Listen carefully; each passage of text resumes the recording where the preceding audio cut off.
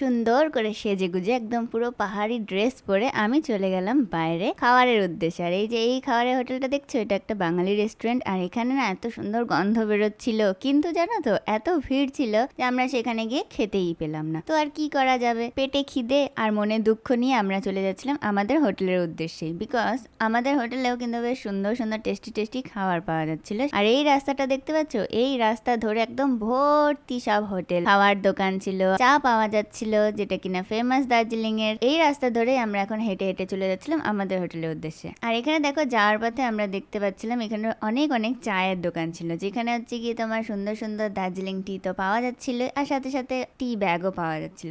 তো সেগুলোই নিতে ওখানে আমরা কিছুক্ষণ দাঁড়িয়ে গেলাম। তো এরপরে আমরা সেখান থেকে চলে এলাম আমাদের হোটেলে। ও, আমাদের হোটেলের তো নামটাই তোমাদেরকে বলা হয়নি, এই যে চেরি উড বলে যে হোটেল, সেখানে আমরা ছিলাম। এটা হচ্ছে গিয়ে আমাদের হোটেলের বাইরের ভিউ।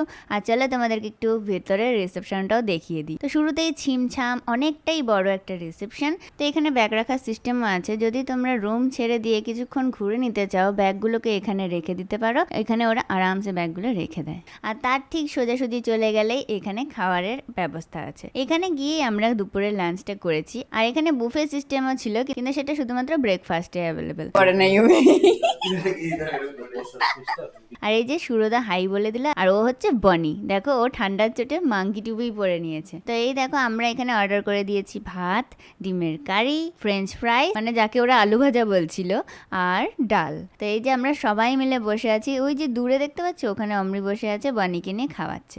তো খাওয়া দাওয়া ফিনিশ করার সাথে সাথেই আমরা একদম রেস্ট না নিয়ে আমরা দুজন বেরিয়ে পড়লাম একটুখানি দার্জিলিং ঘোরার উদ্দেশ্যে। যদিও তখন বাজে অলরেডি 4:30, জানি না তখন আমরা কি ঘুরতে পারবো বা কত দূর কত কিছু যেতে পারবো, কিন্তু আমাদেরকে ওরা বলে দিল যে ওরা আগে এসেছিল দার্জিলিং, আমাদের দুজনেরই একদম ফার্স্ট টাইম ছিল দার্জিলিং। তো ওরা বলে দিল যে পিস প্যাগোরা তোরা আগে চলে যা, তাহলে পরে ওখানে গিয়ে তোদের খুব ভালো লাগবে। তো সেটাই যাওয়ার জন্য আমরা হোটেল থেকে বেরিয়ে হেঁটে হেঁটে এসে ম্যাল রোডের এখানে দাঁড়ালাম। আর আমরা তো এটাও কনফিউজড হয়ে গেছিলাম যে আদে তো এটাই ম্যাল রোড নাকি অন্য কোনো জায়গায় আছে। তো যাই হোক, যেখানে আমরা দাঁড়িয়েছিলাম সেটাই ম্যাল রোডের শুরুয়াত। তো সেখানে না গিয়ে আমরা এখন ঠিক করলাম যে চলো আগে পিস প্যাগোরা ঘুরে আসা যাক, কারণ একদম অন্ধকার হয়ে যাবে একটুক্ষণের মধ্যেই, কারণ পাহাড়ে তাড়াতাড়ি সন্ধে হয়ে যায়। তো সেই কথাতেই আমরা দুজন হেঁটে হেঁটে যাচ্ছিলাম। ইউবি বলছিল যে এখানে টোটো পেলে আমরা টোটো নিয়ে নিব। তখন আমি বললাম যে টোটো কি চলবে পাহাড়ি রাস্তায়? তখন ও বললো নৈনিতালে তো টোটো চলছিল, তবে দার্জিলিংয়ে কেন চলবে না? কিন্তু সেই উত্তর আমি দিতে পেলাম না, কারণ সত্যি সত্যি কোনো টোটোর দেখা আমরা পেলাম না। আর এই যে দেখতে পাচ্ছ এই ঘড়িটা কিন্তু একটা ঐতিহাসিক ঘড়ি, এখানে দাঁড়িয়ে বেশ অনেক রকমের ফটো আমি দেখেছি। তো তাই সেই ঘড়িকেও আমি আমার ফ্রেমের মধ্যে নিয়ে নিলাম। তো এবার আমরা দুজন গল্প করতে করতে সামনের দিকে এগোচ্ছিলাম, কারণ টোটোর দেখা তো আমরা পাইনি, তাই হেঁটে হেঁটেই যেতে হবে পিস প্যাগোরাতে।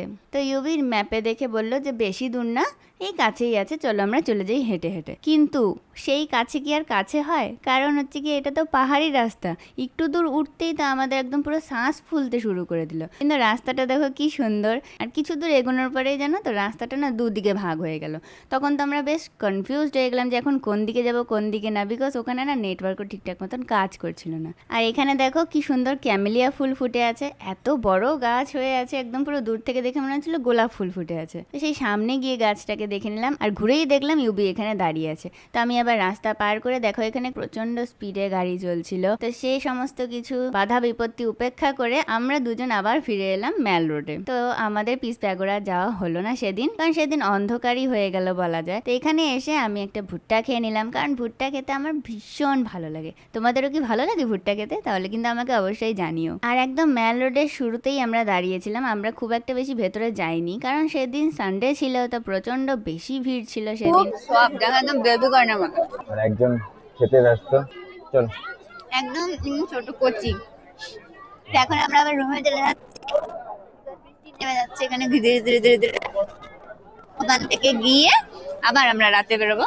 আর এখানে দেখো এখানে হচ্ছে কি এই রাস্তা বরাবর ভর্তি মানুষের ভিড়। আর এদিকে হচ্ছে কি গাড়ি পার্কিং করা, তার পেছনে বড় বড় বিল্ডিং আছে। আর এই যে এটা দেখলে, এটা কিন্তু কেভেন্টার্স। এখানেও গিয়ে আমার খাওয়ার খুব ইচ্ছে আছে, জানি না এখন বিকেলে হবে কিনা, কিন্তু এখন তো আমরা ফিরে চলে যাচ্ছি আমাদের রুমে। আর এখানে একটা দাদা ভীষণ সুন্দর গিটার বাজিয়ে গান করছিল, যেটা যাওয়ার পথেও আমরা শুনেছি আর এখন ফেরার পথেও দেখতে পেলাম। আর এখানে বেশ অনেকজন পুলিশ দাঁড়িয়েছিল।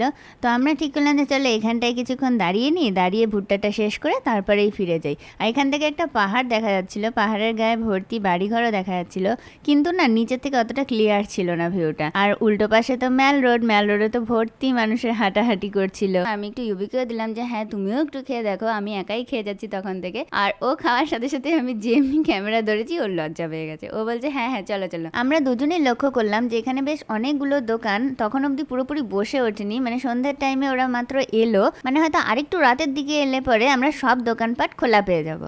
আমরা ব্যাক করে গেছি আমাদের রুমে। সেখানে যাওয়ার পরে আমরা কিছুক্ষণ রেস্ট নেওয়ার পরে আমরা আবার বেরোবো বলে ঠিক করেছি সবার সাথে। আমরা দুজনই বেরিয়েছিলাম আরো যত ঘোরার জায়গা আছে সেই সব কিছু ঘুরে দেখার জন্য। সেই সব যখন যাওয়া হলো না, আজকে ভিডিওটি এইটুকুই। ভালো লাগলে অবশ্যই শুভসোনা ব্লগস ইউটিউব চ্যানেলকে সাবস্ক্রাইব করে দিও।